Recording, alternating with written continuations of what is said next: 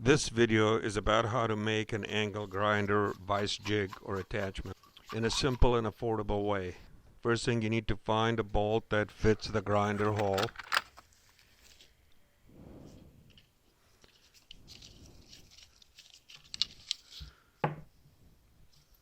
And then you need an angled piece of metal. It could be aluminum, galvanized steel like in this case, or whatever you want to use.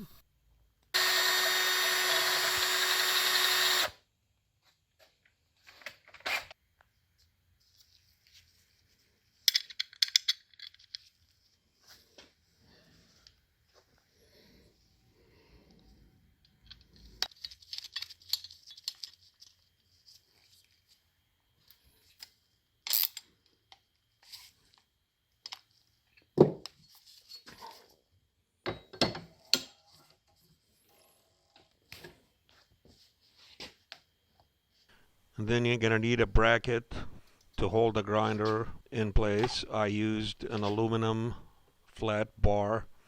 I like working with aluminum because it's easy to bend, drill, and work with. This is a very solid jig and it doesn't cost that much. Most of the stuff I found laying around my garage.